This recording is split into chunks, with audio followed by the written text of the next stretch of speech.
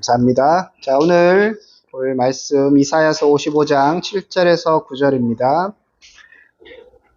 이사야서 55장 7절에서 9절 제가 봉독하게 하겠습니다. 악인은 그 길을, 불의한 자는 그의 생각을 버리고 여호와께로 돌아오라. 그리하면 그가 긍휼히 여기시리라.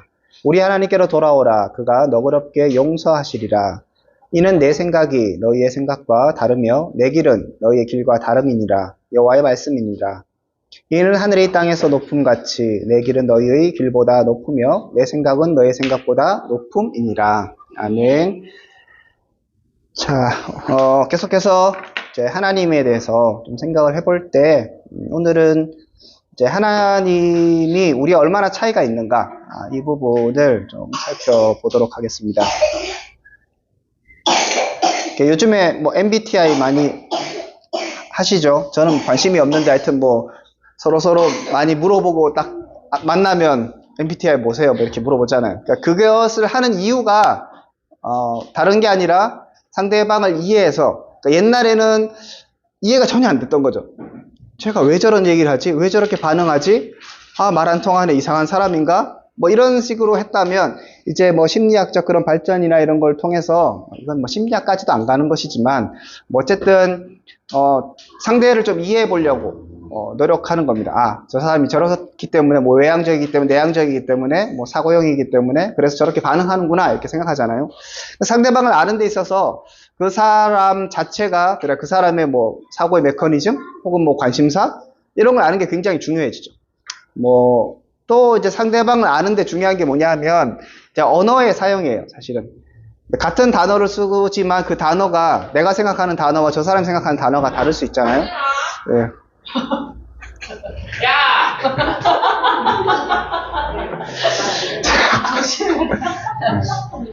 가라앉죠? 목사님이 더 무서워.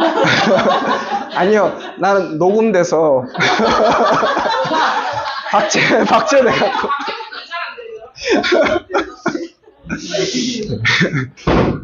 예, 감사합니다. 그래서 저런 반응도 우리가 배경을 이해하면 이해할 수 있잖아요. 저기에 관리를 해야 되는데 뭐 이런 거죠. 근데 그냥 어떤 단면만 보면 이해가 안 되는 거예요. 왜 저러지? 뭐 무슨 일이지? 이렇게 되는 거와 마찬가지죠. 하나님을 이해하는 것도 마찬가지예요. 우리가 하나님을 이해할 때 한편으로는 하나님을 굉장히 피성적으로 생각하는 거죠. 나를 위해서, 나를 사랑하시고 나를 십자가 져주시고 뭐 그런 식으로 해서 피상적으로 생각하고 나 사랑하고 뭐 이런 거, 그게 틀렸다는 얘기가 아니라 나에게 보이는 건 어떤 그 일부분, 그리고 나에게 준 정보는 굉장히 한정적이라는 거예요. 그렇기 때문에 우리가 그런 식으로 해서 하나님을 이해한다고 생각하는 건 큰 오산일 수 있음에도 불구하고 우리는 이 정도 해서 하나님을 이해했다고 착각하는 거죠. 그러면 이제 어떤 일이 발생하는가 하면, 무슨 뭐 상대방도 그렇잖아요. 실컷 상대방과 대화 나누고 나서 이 사람이 A라고 생각했구나, A라고 얘기했구나 하고 이해하고 끝나요. 그런데 혼자 이제 오해를 하고 있는 거지. 혼자서 시나리오를 막 쓰고 혼자서 기뻐하고 혼자서 혹은 슬퍼하고, 제가 나한테 상처 줬다는 거예요. 나는 그런 일이 없는데. 그러니까 서로 계속 그러고 있는 거예요. 오해만 불러일으키고. 그러면 어떻게 되는가 하면 시간과 감정이 계속 소비되는 거죠. 그러니까 우리가 신앙생활 한번 돌아보면 때로는 불필요하게 하나님을 오해하거나, 때로는 불필요하게 하나님이 하신 일들, 하나님의 생각들을 오해해서 감정이 낭비되거나 에너지가 굉장히 소모되죠. 어떻게 보면 사실은 뭐 기도를 당연히 하는 게 좋지만, 어떤 문제를 갖고 막 기도하고 우리가 애쓰고 힘쓰고 뭐 예를 들어 금식하고 뭐 이렇게 매달렸는데 알고 보면 나는 문제라고 생각했는데 그게 문제가 아니었을 때가 있잖아요. 그러면 에너지를 그렇게 낭비한 거죠. 뭐 생각을 낭비하고 감정을 낭비하고 막 그렇게 해서 시간을 훅 보낸 거예요. 근데 이제 하나님도 당황스러우실 수 있겠죠. 나는 아무것도 안 했는데 지 혼자 막 난리를 막 치는 거예요. 뭐 이러면 하나님도 힘든데 말은 안 듣고 나도 하나님 앞에 뭔가 섭섭하고 뭐 그런 일들이 계속 좀 반복된다는 겁니다. 그래서 기본적으로 우리가 하나 전제를 깔고 갔으면 좋겠어요. 뭐냐 하면 하나님은 나하고 다르다. 이거를 확실하게 전제를 깔고 가셔야 됩니다. 그래야 신앙생활 할 때 아까 말씀드렸던 쓸데없는 감정, 시간, 에너지를 소비하지 않습니다. 소비할 때 정말 소비하고, 집중해야 될 때 집중하는 게 훨씬 신앙생활에 좋은 것이죠. 물론 뒤돌아보면 내가 그렇게 쓸데없다고 생각했던 그런 감정 소비가 결국 나를 성장시키는 신앙의 동력이 되는 건 맞아요. 자, 그런 걸 부인하는 게 아니라, 그렇지만 우리가 지향해야 하는, 우리의 목표점은 성숙이고 더 나은 신앙의 모습이라면, 그렇다면 하나님에 대해서 더 깊게 이해하는 것이 필요한데, 그거의 출발점은 하나님이 어떤 생각을 하시는가에 대해서 제대로 이해하는 거예요. 거기에 시작점은 저는 말씀드렸던 것처럼 하나님은 나하고 다르다는 것을 인식해야 합니다. 성경에 곳곳에 그런 얘기가 있습니다. 저희 이런 얘기를 많이 했었지만, 하나님은 영이시니 했을 때 우리는 하나님 그냥 영이구나 했을 때 무슨 귀신처럼 이렇게 그런 거로만 생각하고 그래 끝나요. 그런데 그 하나님이 영이시다, 영원하시다, 이런 개념들이 결국에 가서 궁극적으로 얘기하는 건 우리하고 완전히 다르다는 거예요. 때로는 영혼이란 표현을 속에서 우리에게 다가오지만 그 영혼이란 단어는 우리 가운데 사실 없는 거예요. 우리의 일상성에서 전혀 이해될 수 있는 단어가 아닌 거죠. 그러니까 표현은 그렇게 하지만 우리는 그것으로 하나님을 이해하기 어려운 거죠. 그런 식으로 계속 미스매치가 일어나니 하나님 우리하고 다르다는 것들에 대해서 분명하게 인식하셔야 됩니다. 그렇지 이렇게 그냥 하고 넘어갈 게 아니라 이게 이제 굉장히 심각한 문제를 발생하기 때문에 얘기하는 거예요. 오늘 본문에서도 보면 8절에 보니까 이는 내 생각이 너의 생각과 다르다고 얘기해요. 하나님의 생각이 있고 우리 생각이 있어요. 근데 문제는 이게 서로 차이가 있기 때문에 의사소통이 안 된다는 것이죠. 내 길은 너희의 길과도 다르다고 얘기합니다. 하나님이 가시는 길이 있는데 우리가 우리의 생각대로만 생각하면 생각이 다르기 때문에 우리는 다른 길로 가는 거예요. 근데 문제는 여기 중에서도 나는 실패하고 싶다 이런 사람 없어요. 그죠? 다 성공하고 싶고 잘 되고 싶고 문제 없기고 싶잖아요. 그래서 우리의 시간과 에너지와 때로는 또 신앙의 모습을 막 이렇게 하면서 그렇게 어렵지 않은 길, 문제가 되지 않는 길을 찾아 나서죠.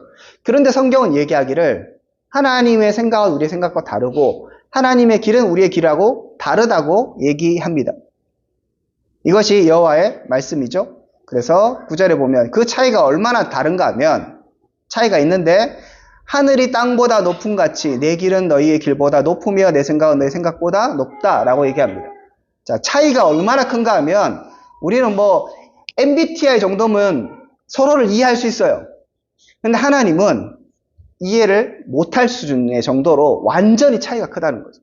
이것은 하늘과 땅 차이라고 성경이 얘기합니다. 그러니까 하나님을 이해한다는 건 내 생각들을 버리지 않으면 불가능한 일이 됩니다. 그래서 7절에 이렇게 얘기하죠. 악인은 그 길을, 불의한 자는 그의 생각을 어떻게 하라고요? 버려야 되는 거예요. 우리는 악하기 때문에 우리의 생각은 하나님의 생각과 달라요. 그래서 해야 될 건 뭐냐 하면 그러면 하나님이 나에게 맞춰주세요. 그건 안 되죠.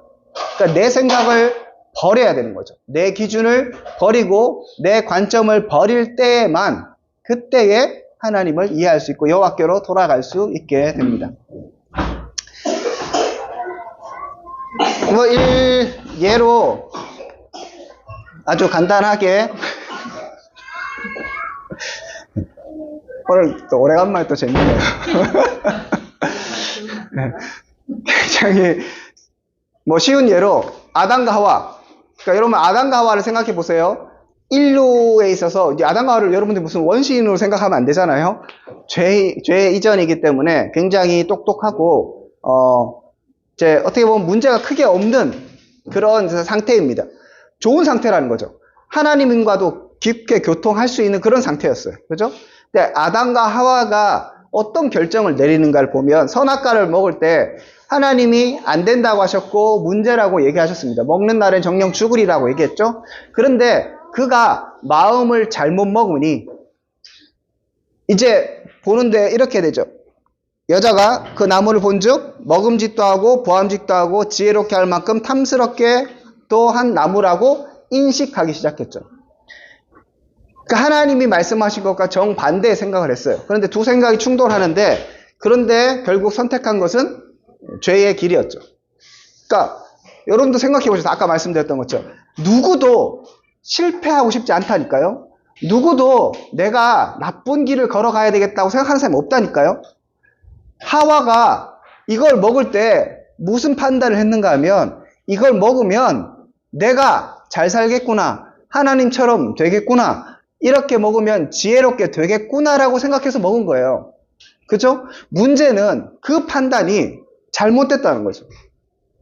그리고 그 판단은 하나님의 판단과 다르죠. 그러니까 아무리 자기가 똑똑하고 이렇게 생각해봤자 결국 죄가 들어온 상태. 이게 죄라는 게 선악과를 먹었을 때, 물었을 때 그게 죄가 되는 게 아니라 이미 하나님 말씀하신 것을 거부할 때 그때 죄가 이제 이미 들어온 거예요. 그러니까 죄의 눈으로 바라보니까 먹음직하고 탐스럽게 보일 만큼 해서 지혜롭게 그렇게 하는 나무처럼 보이게 되는 겁니다. 그러니까 우리의 눈은 왜곡돼 있죠. 오늘 목사님도 말씀하셨던 것처럼. 인식, 결국은 나는 사람이 제일 무서운 게 내가 봤다 하면 끝이거든요. 내가 느꼈다 하면 끝이거든요. 그렇지만 보고 느끼는 것 자체가 잘못된 판단일 수 있고 결국 이것을 하나님의 생각이라고 내가 착각하는 순간 더 큰 확신으로 가서 그렇게 살게 되면 인생이 굉장히 고달파진다. 그것이 사실은 이스라엘의 역사였고 인류의 역사였습니다. 자, 그러므로 우리는 기본적으로 내 생각은 틀릴 수 있다. 그 정도는 할 수 있을 것 같아요. 근데 하나님의 생각과 내 생각은 다르다.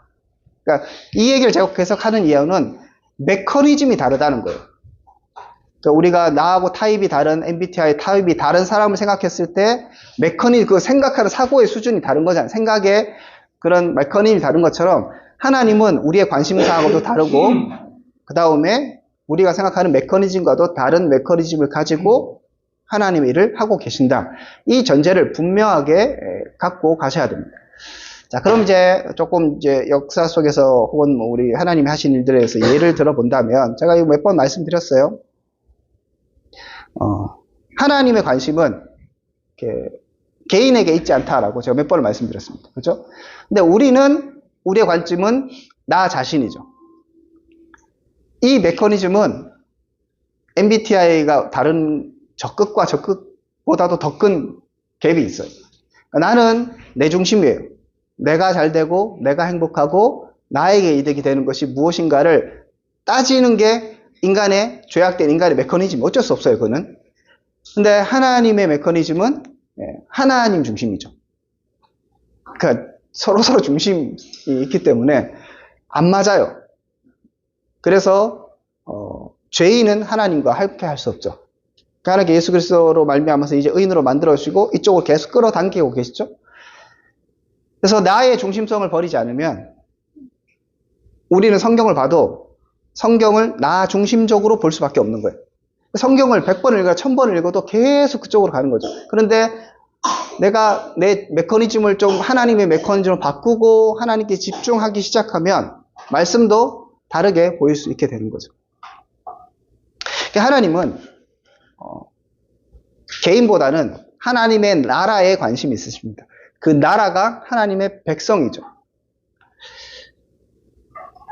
아브라함을 선택하신 이유는 아브라함이 아니라 이스라엘 백성을 만들기 위한 하나님의 계획의 일부분이죠.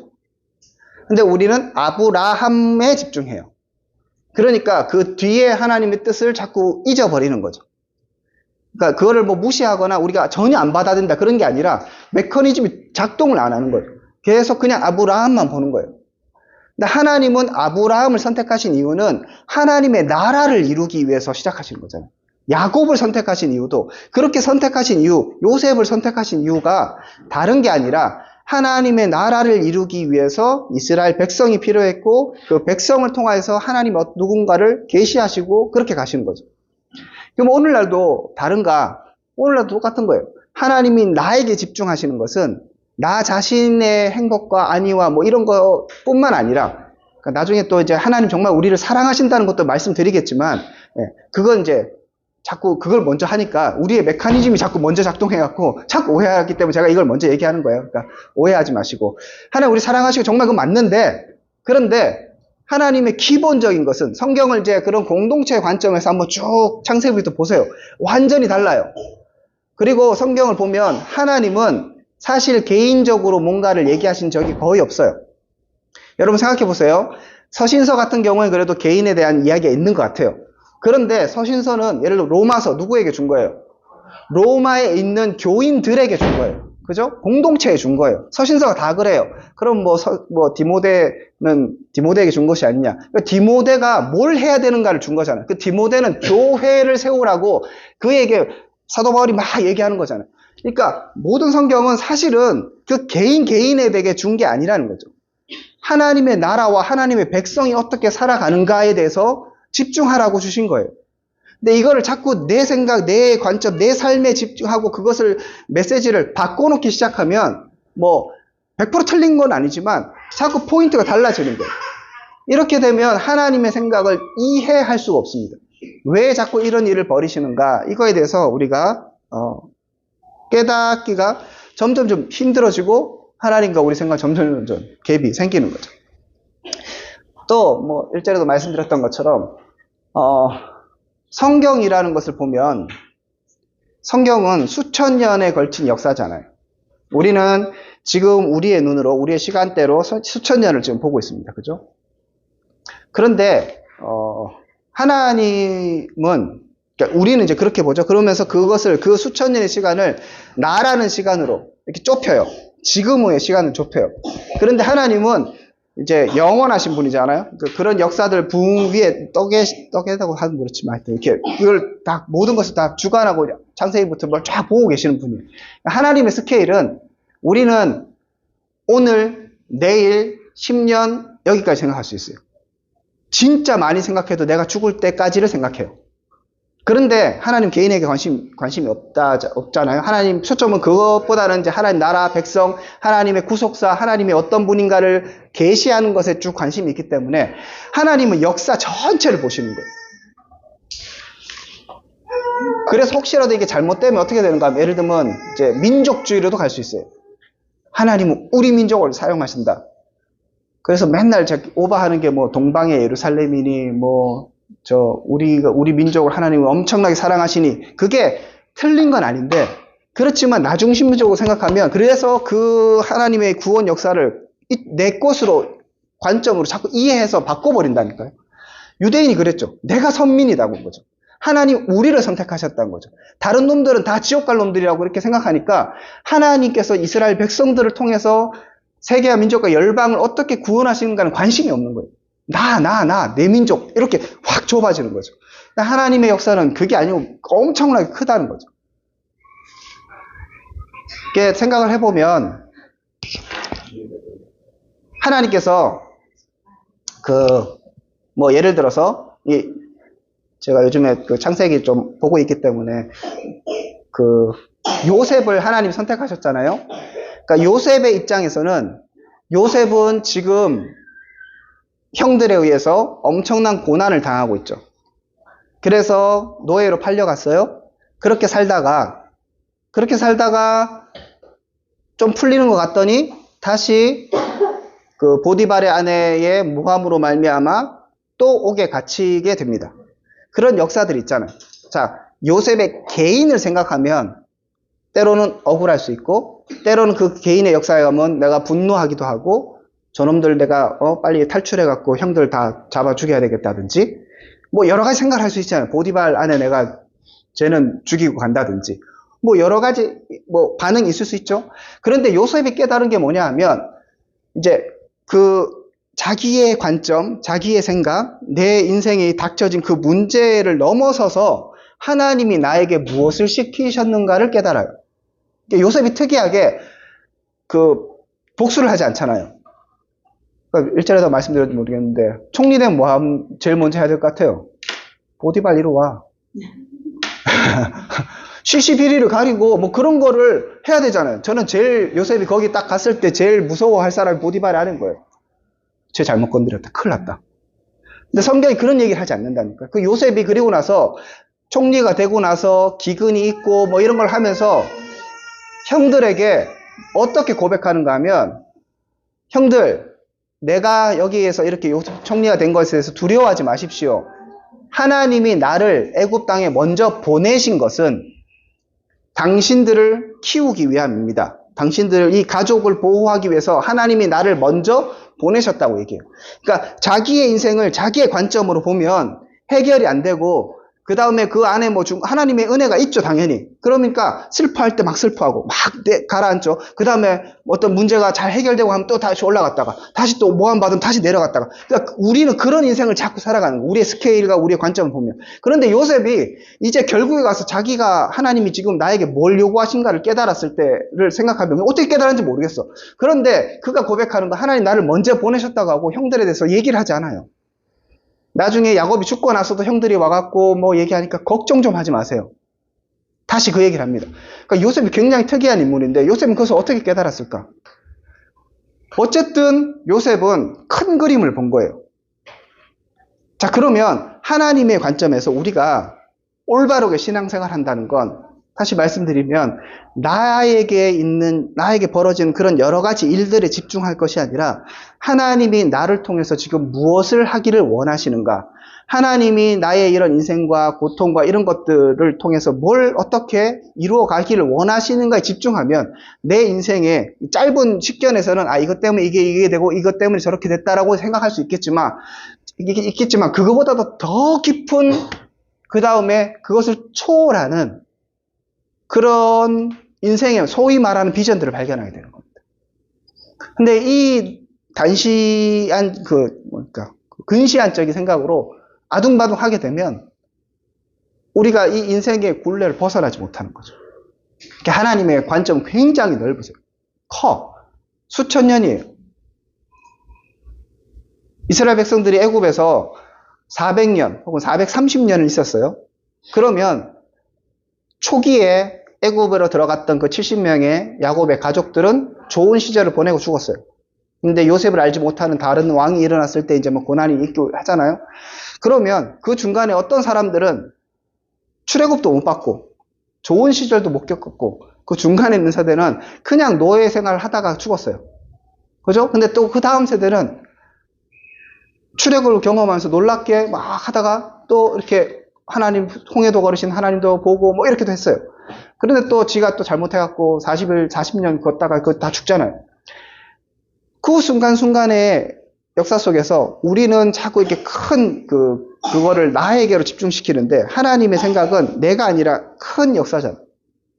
그러니까 그 한 사람 한 사람이 우리는 내 하나의 인생이 하나의 점처럼 해서 이렇게 중요한데 하나님의 관점에서 그 점들이 모여야 큰 하나님의 구원 역사가 되는 거니까 하나님은 큰 스케일로 우리를 역사를 바라보고 계시는 거죠. 예수님이 십자가에 죽으셔야 했어요. 그죠? 하나님은 이미 인간을 지으실 때부터 그것을 계획하고 계셨어요. 영생 전부터 이미 계획하고 계셨죠. 자, 그 일들을 하려니까 무엇이 있어야 됩니까? 우리가 매주마다 원래 성찬을 하는데 성찬식을 하잖아요. 성찬식이 뭐예요? 6월절 어린 양을 기념하는 그 유대인의 행사를 하나님 예수님께서 십자가로 다시 재해석해 주신 거잖아요. 그러니까 십자가가 있으려면 뭐가 있어야 되는 거예요? 6월절이 있어야 되는 거예요. 그죠? 6월절 있으려니까 뭐가 있어야 돼요? 이스라엘 백성들이 애굽의 노예가 돼야 돼요. 노예가 돼야 되니까 어떻게 해야 돼요? 야곱 이런 애들이 애굽으로 이사를 가야 돼요. 처음에 이사 갈 때 여러분 어떤 생각을 할까요? 야곱이 시컷 라반하고 막 싸우다가 막 이렇게 어렵게 해갖고 20년 만에 가나안 땅으로 다시 돌아왔어요. 그래서 겨우겨우 정착했어요, 이제. 그랬는데 갑자기 기근이 들어서 요셉이 또 살아있다고 다시 내려오라네? 애굽으로 가라네? 약속의 땅은 여기인데 어떡하지? 여러 가지 고민이 있는 거죠. 근데 하나님의 큰 구원 계획을 보면 그는 애굽으로 가야 되는 거예요.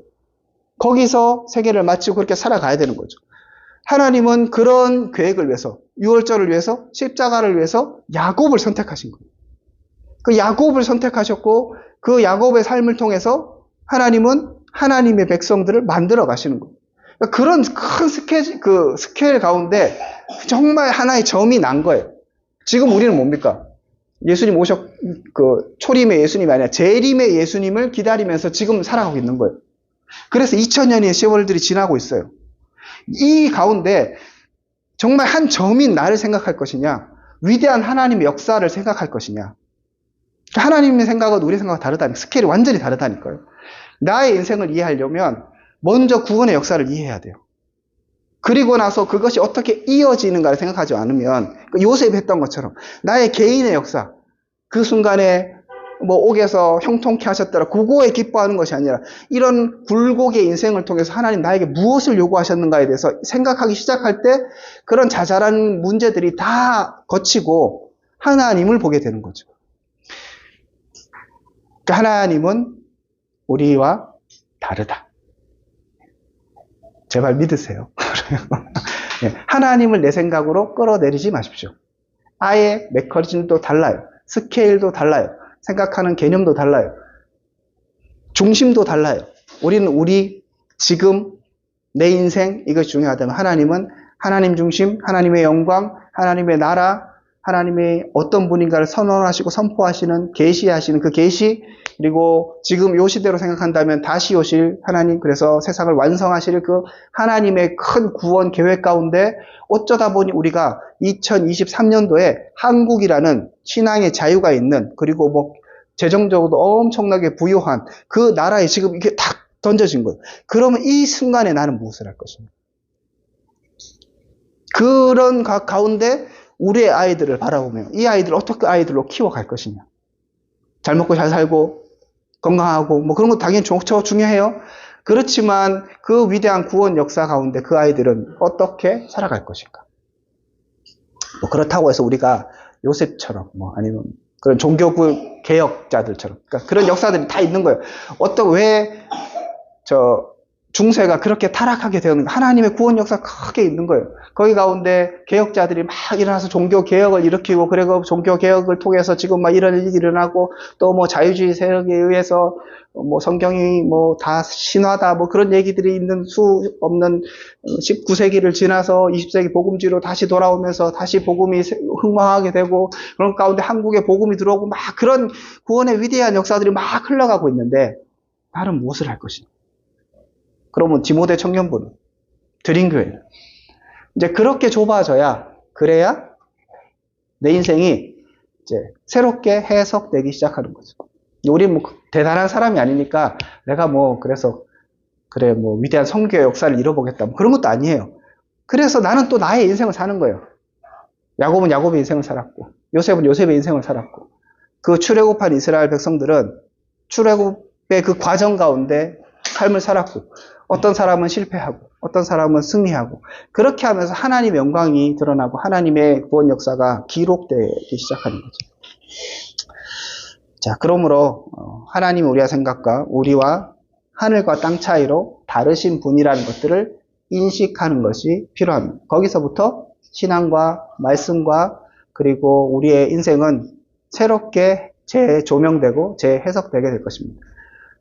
그런 관점에서 보면 성경이 또 좀 더 새로운 방향으로 다가올 수 있고요. 자, 그렇게 큰 관점 가운데서 나를 사랑하신 하나님을 봐야, 그래야 그 사랑이 더 깊은 사랑으로 다가오게 되는 것이죠.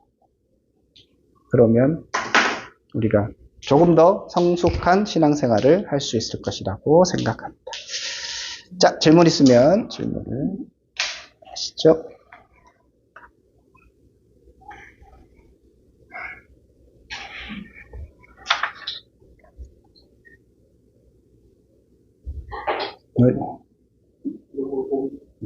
뭐 이렇게 웃으세요. 뭐 물어보세요. 리액션도 해드릴게요.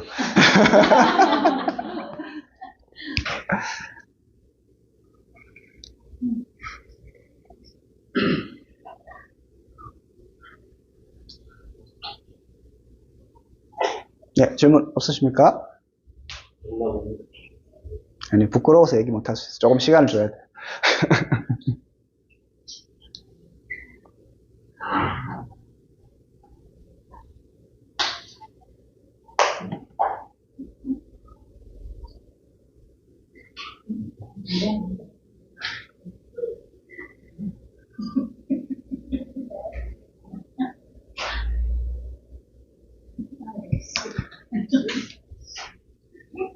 자, 예, 그럼 질문이 없으신 거죠?